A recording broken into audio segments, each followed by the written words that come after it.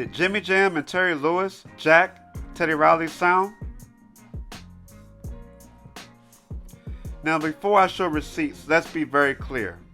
The dynamic duo of Jimmy Jam and Terry Lewis are two of the greatest music producers to have ever worked behind the boards of a recording studio. Their musical production resume is impeccable. It's legendary. They have worked with way too many artists to name going back to the 1980s. But I'll name one.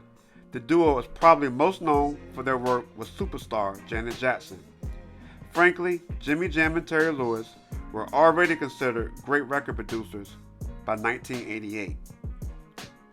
With that said, there was a seismic shift happening in the world of R&B music, Jam and Lewis's wheelhouse, in the late 1980s.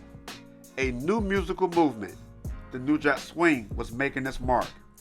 And the architect of that new, fresh, streetwise sound was a young man from Harlem, New York, named Edward Theodore Rowley, better known to the world as Teddy Riley. The Village Voice is one of the premier publications for music journalism, and there was a brilliant piece about the artistry of Teddy Riley published in the Village Voice in September of 1988, when Teddy's New Jack Swing sound was arguably at its hottest. Bobby Brown's massive hit album, Don't Be Cruel, was out. Teddy produced the album's biggest hit, My Prerogative. And the music of Teddy's artistic project, Guy, was revolutionizing the sound and style of the male R&B group. Teddy Riley's New Jack Swing, Harlem Gangsters, Raise a Genius. That's the name of the piece, and it's a great, great title. The piece was written by Barry Michael Cooper. Cooper was among a group of prominent writers who deeply lived the soulful culture they covered during the 80s and 90s. His pen game is remarkable. I believe Cooper is actually the writer credited with giving Teddy Riley's Harlem-based sound its catchy name, the New Jack Swing. Mr. Cooper's piece on Teddy Riley is the best writing I've ever read about the artistry of a record producer. Outstanding journalism. I provided a link to the entire piece in the description of this video, so check it out whenever you can. So there's two excerpts from this piece that I want to read to you.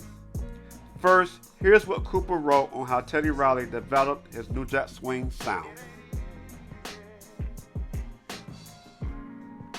As a freshman in Martin Luther King High School, Riley played with the senior band. After having some static with another student, quote, one of my boys from the St. Nick was getting jumped by this crew, unquote, Riley told me without going into the details, quote, and I just wasn't going to stand there and let them beat my man down, unquote. He left MLK and finished high school at Park West, where he became very interested in rap music. He was a good student, but was, quote, bored in class. I couldn't stop thinking about the music, unquote. After high school, Griffin, that's Gene Griffin, enrolled his godson, Teddy Riley, in a summer composition and theory course at Columbia, and a few electronic music classes at the Manhattan School of Music. Following class, Riley would go up to the Bronx River Projects with his drum machine and Casio keyboard and jam with the MCs and DJs in the courtyard. Admittedly, he was nervous about going to the spawning ground of hip-hop music. Quote, yo, some of the knuckleheads was always trying to house my bebops and Casio, unquote. Confrontations notwithstanding, it was in Bronx River that the young man mixed rap, gospel, jazz, funk, go-go, and gothic romanticism by way of synthesizers. After worshiping and playing in several churches, playing and learning in several playgrounds and music classes, he found the elements to put together a totally new form of R&B. I call it the New Jack Swing. Okay, so now that we know some of the details of how Teddy Riley developed the New Jack Swing, what did Barry Michael Cooper write on how Teddy's sound influenced the work of Jimmy Jam and Terry Lewis? Experienced seasoned producers who already had several years of production credits ahead of him. Standing on the patio of Teddy Riley's rooftop condo on the Hudson, I could hear the music of a new era.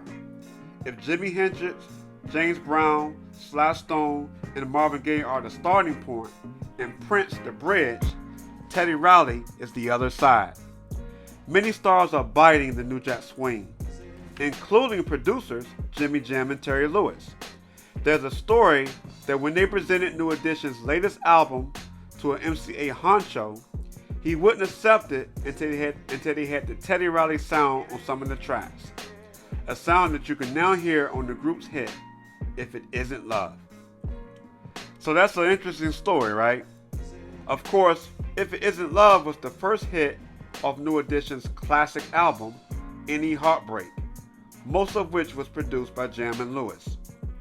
So go back and take a listen to that record. You can definitely hear New Jack Swing elements on If It Isn't Love, as well as on other songs featured on the album that was produced by Jam and Lewis. Thanks for listening. At Soulful Charts, we got the receipts. Peace.